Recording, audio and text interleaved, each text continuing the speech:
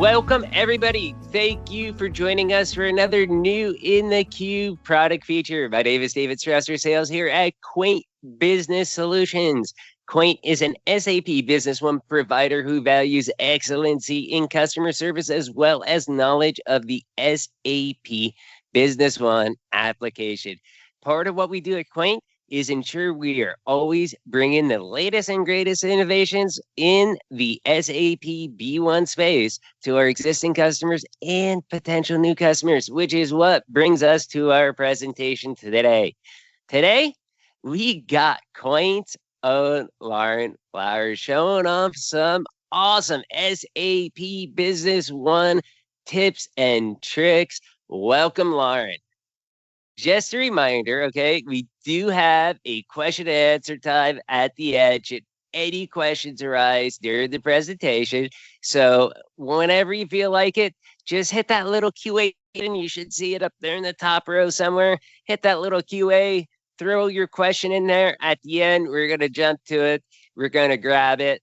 But hey, in the meantime, Lauren, if you're ready, I'm going to throw it right over to you. Yeah, thanks, David, so much. Today, everyone, we're going to cover some of our favorite SAP Business One tips and tricks. Some of these are going to be completely new, maybe, and mind-blowing to you, while some of these may be quick reminders of tips and tricks that you've learned in the past. Today, we're going to remain in the standard SAP Business One desktop client version. These tips and tricks we're going to go over include keyboard shortcuts, user-specific preferences, quick usability wins, the changelog, and audit trail. And at the end, of course, we're going to take any questions you may have, but this topic is unique in that we would also like to hear from the audience on some of your favorite SAP Business One tips and tricks. So please, as we go through, if you have any you'd like to share, go ahead and submit those questions or your favorite tips and tricks in the Q&A box, as David has mentioned. Let's go ahead and get started. Lauren, did you just say that they can put in their own tips and tricks? Absolutely, yes. Please, if you have any favorites that you like, this is really great knowledge sharing that we have so many of you on the call today. So please use the Q&A and pop those in there if you'd like to share them. Thank you. Alrighty, so to get started, some of our favorite tips and tricks center around usability and making the system a little easier to navigate and transact throughout. So it's no surprise that we're going to cover keyboard shortcuts today. Some of you may be familiar with the common keyboard shortcuts, and some of you may not know that keyboard shortcuts exist at all. This is a simple reminder of some of the things that can make your day-to-day a little easier. First, we have the general keyboard shortcuts, such as going between add and find mode, duplication, etc. There's also additional screens and functionality that can be achieved with basic keyboard shortcuts in specific fields and windows. If some of you are familiar with our lovely Deb Bowen, you'll know that keyboard shortcuts for date fields are some of her favorite tips for beginners and advanced SAP B1 users. And lastly, we'll look at user-specific keyboard shortcuts, which is a favorite of our fearless leader, Elizabeth Miller. So let's hop into SAP B1 right now to show these off. Okay, first let's touch on the general keyboard shortcuts. Control-A and Control-F can help us to navigate between add and find mode on any document, master data record, etc. So I'm going to head over to my sales quote to begin. And as you can see, my sales quote always opens in add mode. But if I enter Control and F on my keyboard, as such, I can now enter find mode and search for a specific sales quote. Next, I'm going to go over to my business partner master data. And here you can see that my business partner master data always opens in find mode. But now if I enter Control-A on my keyboard as such,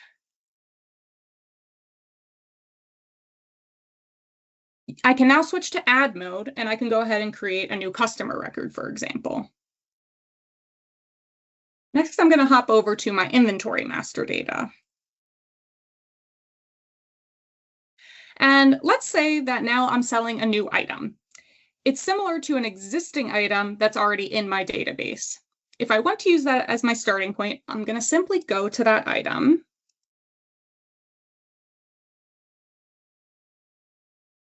And pull that up on my screen. And now I'm going to enter Control D on my keyboard to duplicate that item. So now that you can see I'm in add mode, and I can update the fields appropriately for my new item, such as my item number if I have a manual series, description, and any other fields. Control D also works to duplicate other master data records and marketing documents. This is especially useful if a customer calls back and says that they want to reorder their same order from March, for example. Simply find that order and Control D on your keyboard. The next one is a fun one that I actually just learned about myself. I'm going to go ahead and open my last sales order.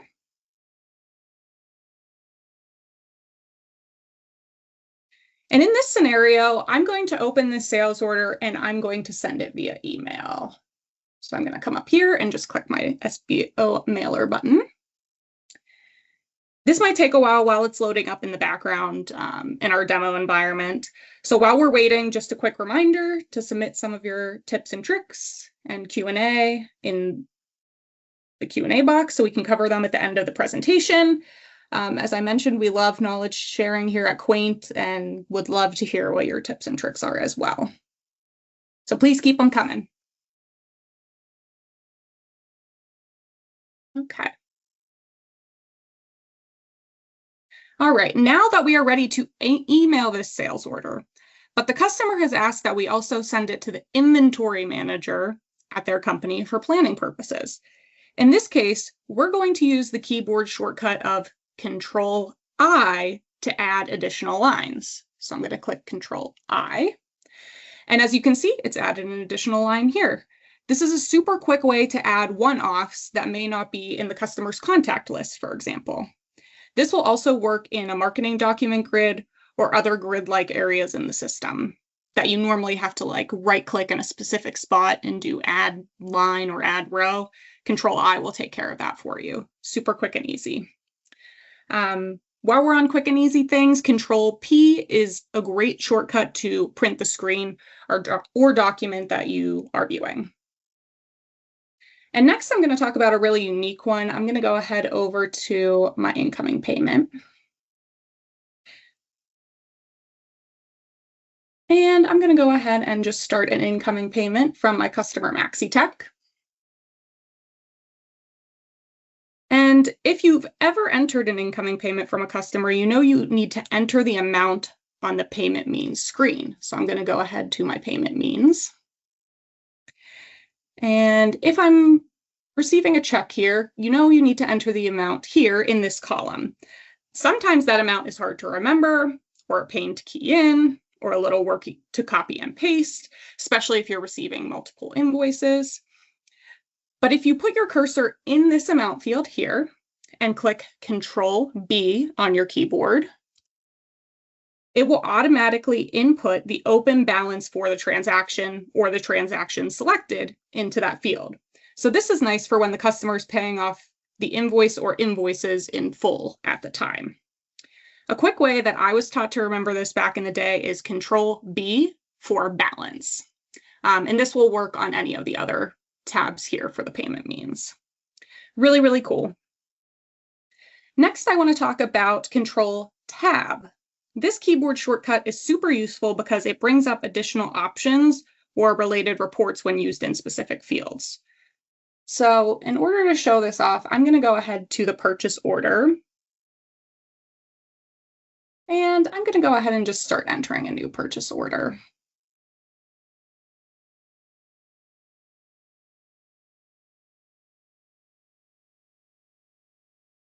Okay. Let's pick an item.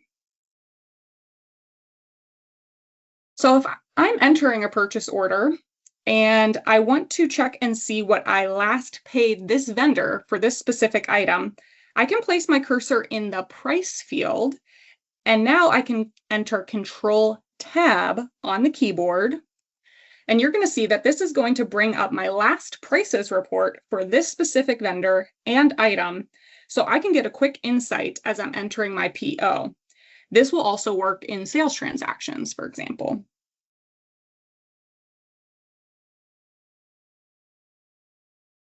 And now we're going to look at another way we can use Control Tab. I'm going to go over to a goods receipt PO and go ahead and add this here with an item.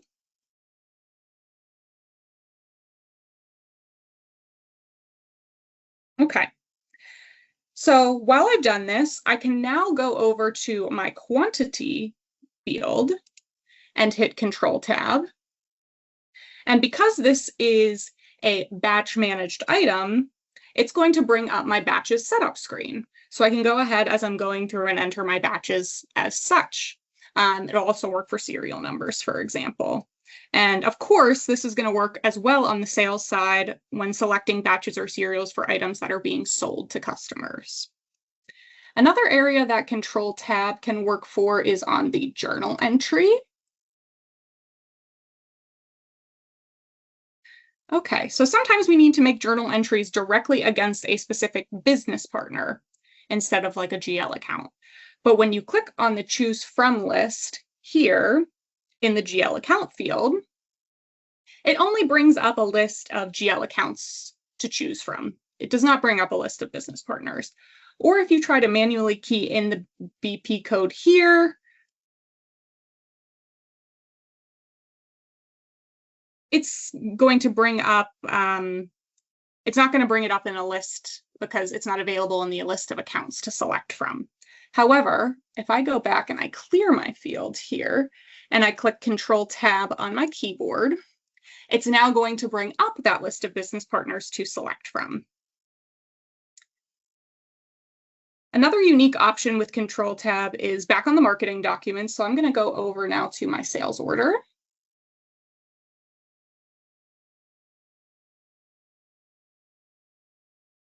Okay.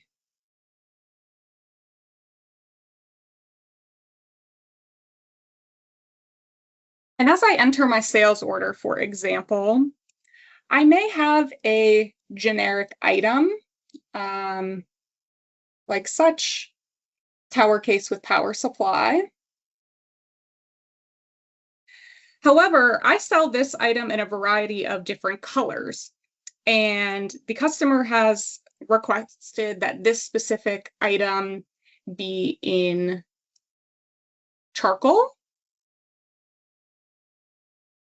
So what you can go ahead and do is in the item description, it might make sense to go ahead and key a little bit more information about that item. So in this sense, I'm going to write charcoal. However, if I hit Tab like I normally would to move to the next field, you're going to see that it brings up an empty list of items again because it can't find that description in the system.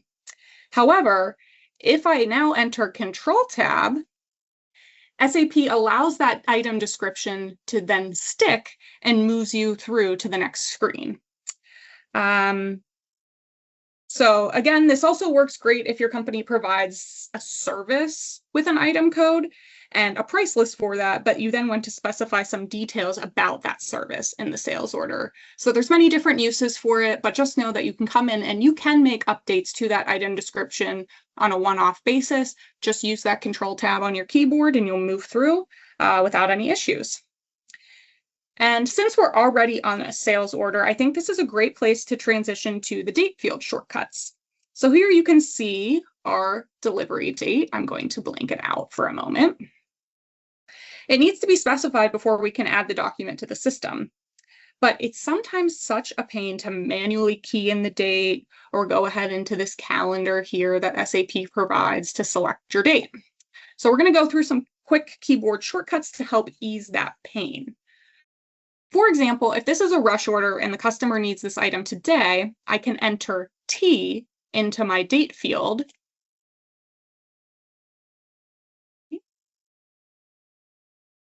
T into my date field and Tab to bring up the current date. The way I remember this is T for today. Next, you can use a plus number or a minus number in this field to add or subtract days from the current date.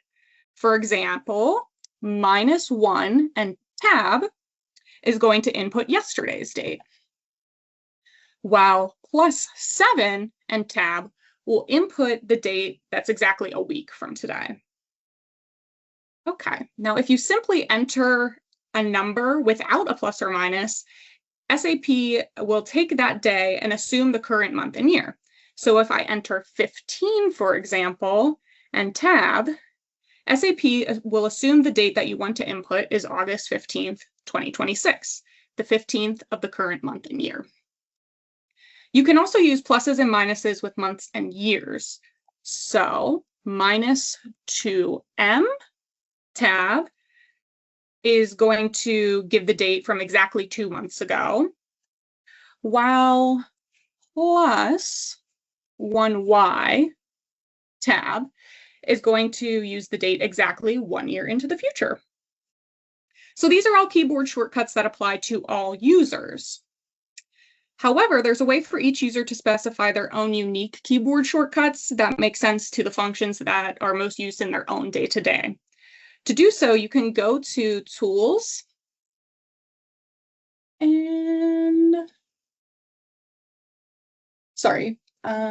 you can go to Tools and My Shortcuts, there we go, and Customize. If you go over to the List tab here, you can see what shortcuts you already have assigned. In this case, if I'm a sales rep, I use the sales order screen often, so I have that assigned to the F2 key for this purpose. But I also need to navigate to, say, the business partner master data record pretty often. So in this case, I'm going to go back to my allocation tab, and I'm going to select F3 for assignment, since that one was open. And then I'm going to navigate to the business partners module and business partner master data and click allocate. If I go back to my list now, I can see that the F3 key is now assigned. And as you see, there's 12 F keys, or 1, 2, 3, 4, 5, 6, 7, 8, 9, 10, 11 F keys available for assignment. If you want to unassign a user-specific keyboard shortcut, you can simply go back to your allocation tab here and find it in your list and click remove. Just like that. So something quick and easy that each user can do to help them more easily navigate through the system instead of using something like just the menu. Okay. And next, we're going to talk about some user-specific preferences. As you can see on the screen, these include some user options on user setup and copy form settings. So let's go back to SAP and we'll take a look at that next. Okay, I'm going to bring up my user setup window here.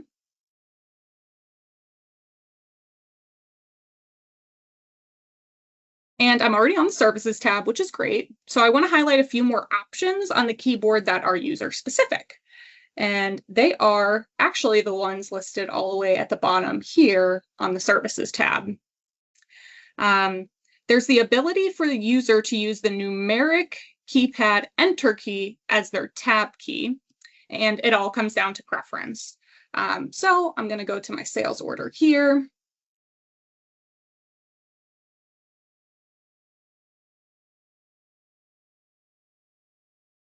And for example, if I want to make any updates to my line items, say starting with the quantity field, I usually have to use my tab key on my keyboard to move between the fields.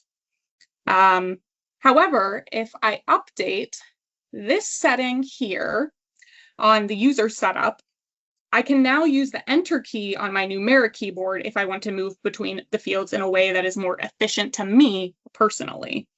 This works great for working in large numerical grids, such as budget, forecast, etc.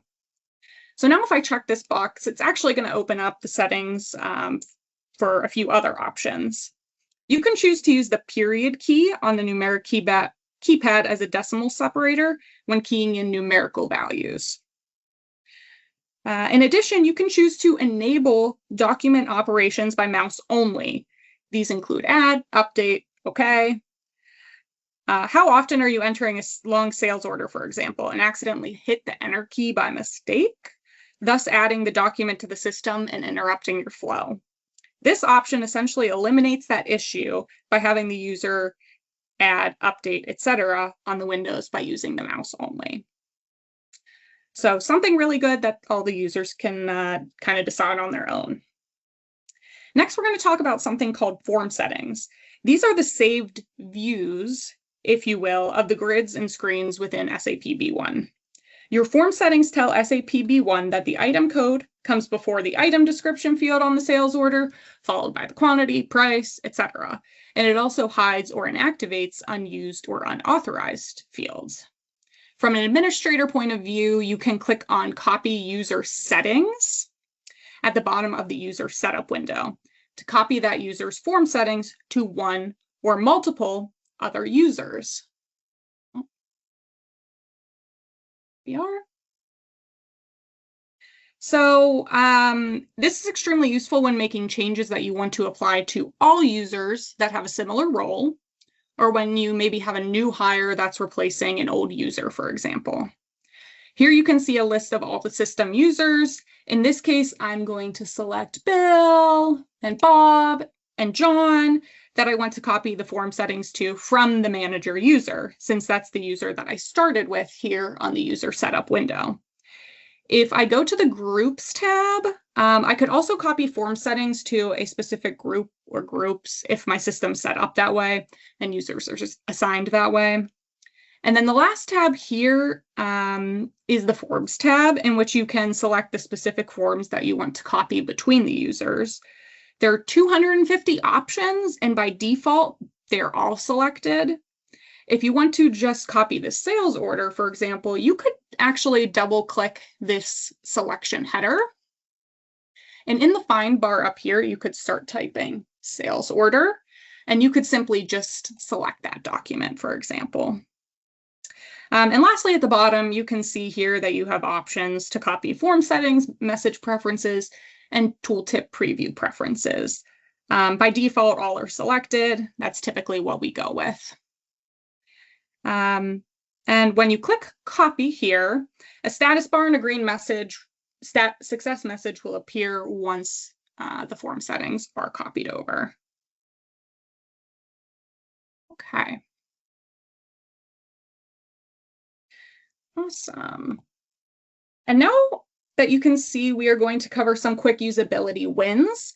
These are tips and tricks that can be used in every functional area of SAP B1. So I'm going to go back over to SAP to run through what those are. Okay, let's start with the sales order again.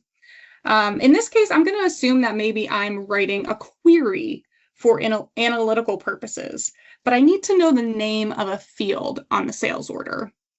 Most of us consultants will always have the view system information toggled on for our support users. So in this case, I need to know, for example, what this sales employee field is. I'm going to go, if you look at the bottom left of the screen, you can see right now it just says sales employee when I hover over this field. But if I go to view system information and now hover over the field, on the bottom left below sales employee, but to the far right, you can actually see the table and field name of the database in SAP. So the table name being ORDR and the field name being SLP code. So now that we see this information, it's a quick, easy way to know what that table and field are and then use them in your query. Another quick tip is to use fit column width. It's something super small, but it's one of my personal favorites as it treats all the grids and columns like you would in Excel. So I'm going to just refresh my current sales order here. And in this case, in the sales order, I feel like all my fields are a little too wide, specifically item description here. So instead of dragging each field individually, kind of like you can see here, like you would do with Excel, I can actually go to view, and fit column width. And now you can see that SAP has kind of shrunken everything to fit it better to what's on the screen. And so in addition, if I had a smaller item description, ship to description, all my fields were kind of tiny and I needed to see them more. Instead of going one by one, again, you can just use view, fit column width, and bam, everything fits really, really nicely there. And this works not just on a sales order, but really any screen you're looking at. The next tip is the ability to filter and sort grids within SAP B1. And this one actually works really well when querying data. So I'm going to go ahead to one of my queries. And if I run this query, but don't necessarily have the knowledge or authorization, say, to edit this query to further filter my data down, I can use the filter button up here in the toolbar to set specific filters for each field that is returned by the query. So in this case, maybe I only want to look at sales orders for the current year. I will select the rule here for document date in range from January 1 of this year until my current date, which actually is the 26th. So again, from keyboard shortcut from before, it also works here. I'm going to do a T for today and tab, and that's going to pop in today's date. And I'm going to click filter. Okay, so now my query is really only showing the results for that date range. I'm going to just click on my filter button right now to clear this filter. And now I simply want to sort the data by, let's say, order total. So in order to do so, I'm going to double click on the column header once in order to sort by ascending order. And if I want to go in reverse, I'll just double click that column header again to sort in descending order. Another quick tip and trick is that you can also control double click the column header. And at the bottom here, you'll see that it will summarize that column if it's a numerical field, of course. So quick, easy way to do that. But one more thing about sorting is that I could also go up here to my sort table in the toolbar. And this gives you the ability to do a multi-field search, such as doing, for example, by order total and then by due date. And you could run that here. Okay, now if I switch back over to a document, I want to talk a little bit more about form settings that we mentioned earlier. Form settings, again, allows a user to customize the field shown on each individual screen within B1. So here you can see I have fields such as BP catalog number and barcode, but I really don't need to see those fields as like a data entry person. So instead, I need to maybe select the warehouse that the goods will be ordered from, and I do need to see that for my specific role. So I'm going to go to the Form Settings button up here in the toolbar and the Table Format tab. Here you'll see a list of available fields. The fields that are showing on your window will have a check mark under Visible, and active means whether or not the fields are editable. In this case, I will uncheck BP catalog number and barcode. And I'm going to go ahead and find my warehouse field, and I'm going to select to make that active as well. When I click OK now,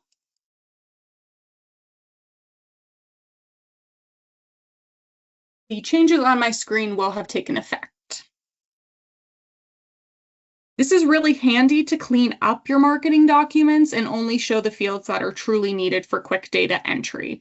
And for those of us on the call that may be like administrators, sometimes when you start to add those line level UDFs, those can kind of pile up as well. And so this is a good way to get rid of those from the views for the users. One important note is that the changes that I made to the sales order screen will apply to that document only. So if you want to make similar changes to, say, like the delivery document screen, you will need to go ahead and do that separately. In addition, it's important to clarify that the changes made to these document grids are user-based, meaning that only the current user that's logged in, me, for example, will see those changes that were made. However, if you use form settings in a search window, as yes, you can do, here I'm going to click this Choose From List button. This is my search window.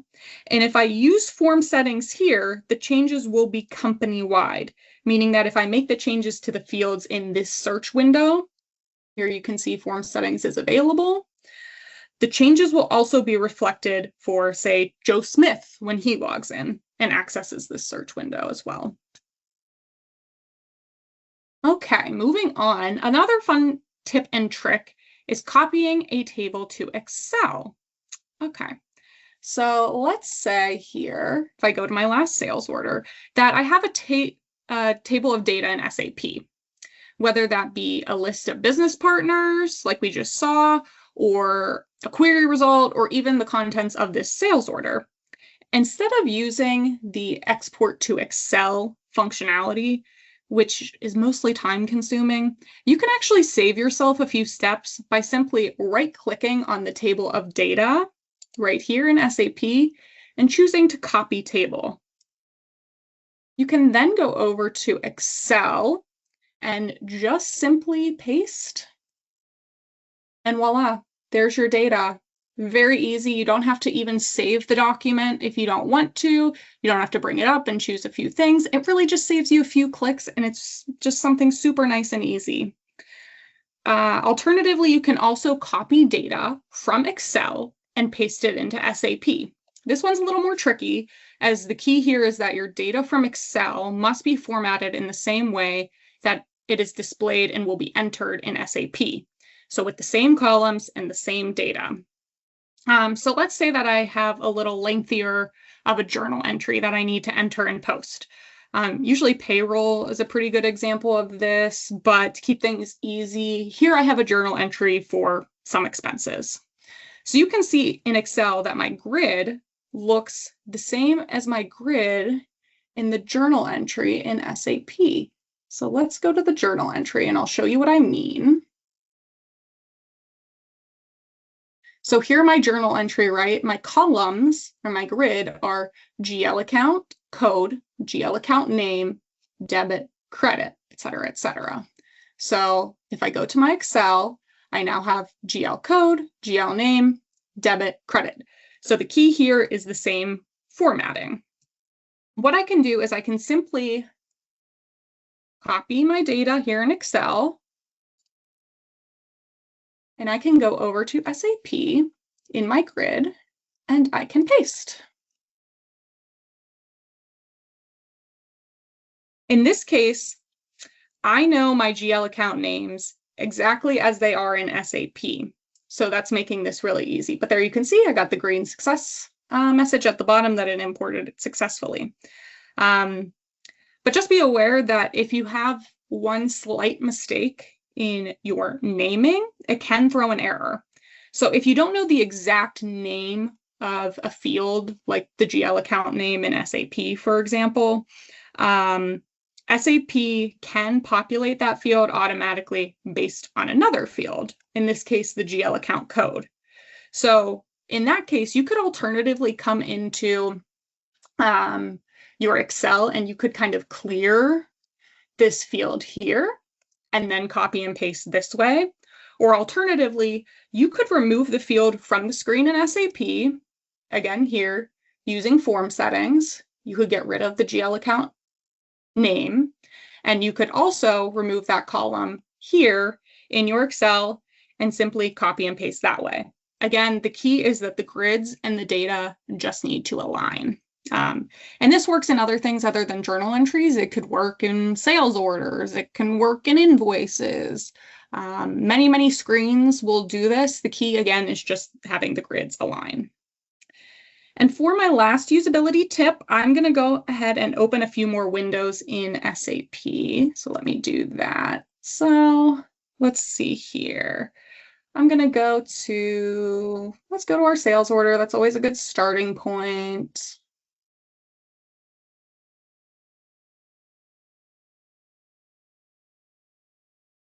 Here we are, we're on our last sales order. And I'm a sales rep, so let's say I'm entering the order. And in this case, I need to do some drill downs using the golden arrow to get to other windows and really get into the weeds of SAP as I'm on the phone with the customer and talking. So I'm going to keep going down further into one of the customer's invoices that they're inquiring about. And then I'm also going to go to my payment means because maybe they're ready to submit payment. So as you can see, in one call with the customer, I'm really getting down and doing many transactions within the system between taking an order, paying off an open invoice and such. But I now have so many windows on my screen in SAP that it's getting a little messy and overwhelming. I want to get back to a clean screen in SAP, but I don't want to sit here and close each window individually. The key is to simply go to Window and close all, which will do all that work for me. Or if I simply need to go back to the sales order itself to keep entering data, I can go to, again, Window, and I can select that sales order to bring that up. Here it is. And then I can use Window, close all but this. And that's going to actually close up all the windows in the screen behind me, and I'm just going to be left with the sales order that I was working with. Again, a super simple tip, but something that most people don't know about and can save some headaches throughout your day if you're like me and you need kind of a clean screen to work with. Okay. And lastly here, we're going to cover a very useful aspect of SAP Business One. I know we're over time now, so hang on there. It can be important in day-to-day operations or during an audit, for example, and that is the change log that you can see here, which is performed on a record-by-record basis. This has always been in the system, but something new in a recent version of SAP Business One is the audit trail report. This is important as it can be used in an audit for mass searching of system updates. So let's hop back over to SAP really quick to take a look at both of those. Okay, so I'm on my last sales order already, and I'm going to make sure that my sales order here is the active window by clicking on the header. You can see it has this dark blue active window as compared to like the menu. I'm then going to go to Tools and Changelog. This is going to show me updates to this specific sales order itself. I can see, for example, that it was created on August 19th by the manager user, and it was last updated on August 25th by the manager user as well. The cool thing about the changelog is that you can click on the Show Differences button here at the bottom to see what fields were changed and what the previous value was. In this case, I added an item, actually, so you can see here that some things like document total and whatever were automatically updated. But here you can specifically see in the remarks column, I added a note down here that I added a rainbow printer. So if I go back to the changelog, really cool thing is I can actually double click on a row to see the record at that point in time. So I'm going to double click on row 1 to bring up the original sales order as it was entered on August 19th. So here you can see it's history instance 1. My second item wasn't there and I didn't have the remarks. So pretty cool and useful. Alternatively, in an audit, for example, you may need to use the audit trail report. If I go to reports, this is the last menu item listed here. Okay. So here you can do a mass search of system updates based on like creation date, update date, user selection, different document types, even settings, master data, and over here, user-defined data. So for our example, I'm going to search for items that were created this year. So from January 1 to T, tab, today. I could also narrow it down here by user if I wanted to, but for now, I will keep all the users. You can group the report even. And let's see, I need to select first. What do I want to select? Master data. I want to look at the items again. So I'm going to click OK.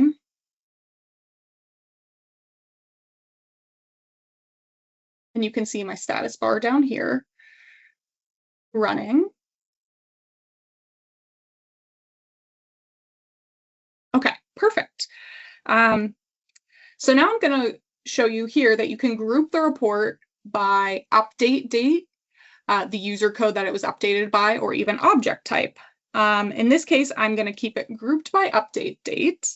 And I'm going to just collapse the report. Update date, and I'm going to collapse the report. So here I can see all the days that updates were made to items that were created this year, for example. And then I can go ahead and I can expand the dates to even see more details and more data. So this is really all of the same information as the changelog, but it allows you to look at it from a wide system standpoint and multiple records at a time. So again, something really cool is you could export this to Excel, or as we learned earlier, right-click, copy table, again, paste it in Excel, and you could go ahead and analyze further data. All right, and if we hop back over to our presentation here, that's all I've got for you today. I know I went over on time. Thank you so much. David, can you let us know if there's any questions or tips that the audience wants to share? Hey, Lauren, first off, that was an amazing presentation. Kudos to you. There's a lot in here. We had a pretty good attendance for a webinar here for SAP Business One Tips and Tricks. So we have a ton of stuff here. I think you covered a lot of it.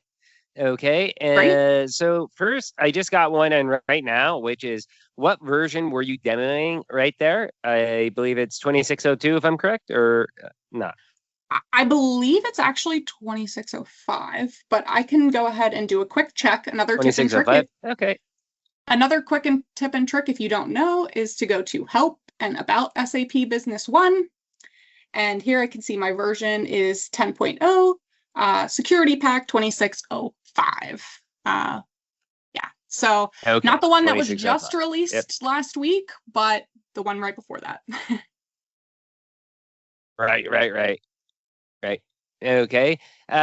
Control plus Q to trigger the file exit for gracefully close the SAP B1 client. That comes from Travis. Did you cover that at all?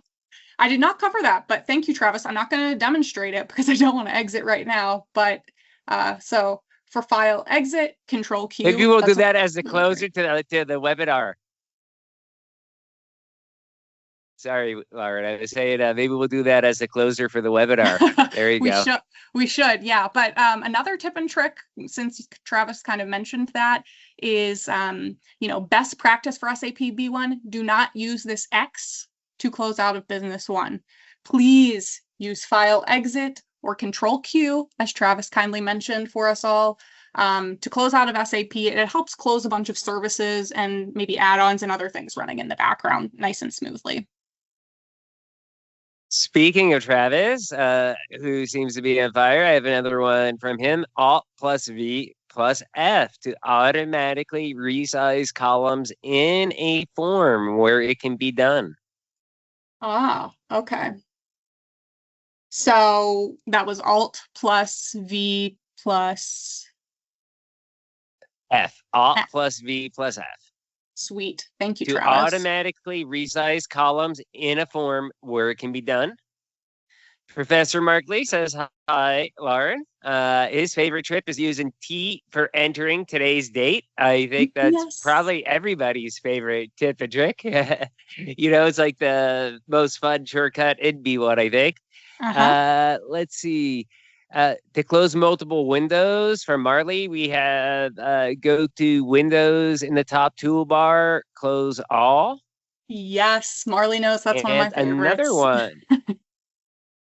another one I have here from Marley is journal entry preview form, the second toolbar before entering an invoice or other document that will have a journal entry. Okay, awesome. Okay.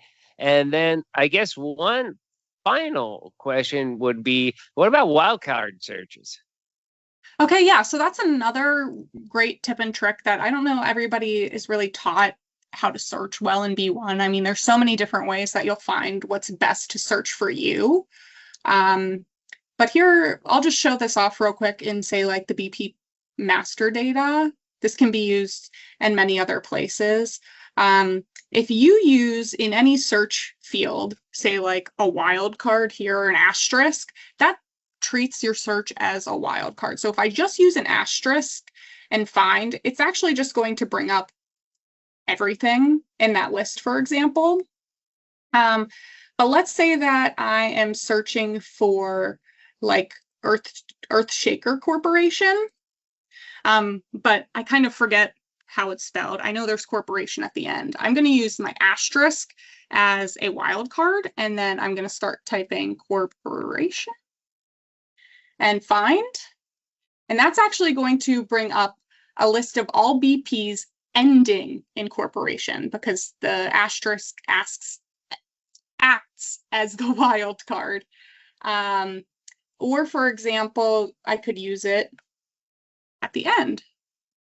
So maybe I have a few different companies that begin with Earthshaker, so I need to just find which one I'm looking for. So I can use Earthshaker asterisk and bring up that list. In this case, I only have one, so it's going to go ahead and bring that up. And you can use that in many different ways, many different forms. So just something quick and easy to help your searching a little bit within the system. That is amazing. Hey, great. Thank you so much, Lauren. Thank you so much, everybody that took their time out of their day today to join us here at Quaint, that chimed in, that gave us some awesome tips. Hey, question. Did you use Travis's trick to close out a B1 there? I should. Here we go. It is. Go ahead. Let's try it. Moment of truth. It's Control Q. Yep. So Control Q, I am going to get that system message here. So of course I'm going to click yes. Hold on. Okay. You got it? So it worked for you perfectly. There you go. Yes. There you go. That I would call that a successful webinar where we got actual tips and tricks from the people watching us. There you go. That's amazing. So again, thank you everybody, especially people that chimed in with all these amazing tips and tricks, educating everybody. That's what we're all about here at Quaint. We appreciate you all being here. Be sure to follow us on LinkedIn and check our email announcements for the next product feature and other great things going on at Quaint. Also, don't forget to go check out our website, www.quaintbusiness.com, to find out other great resources and information.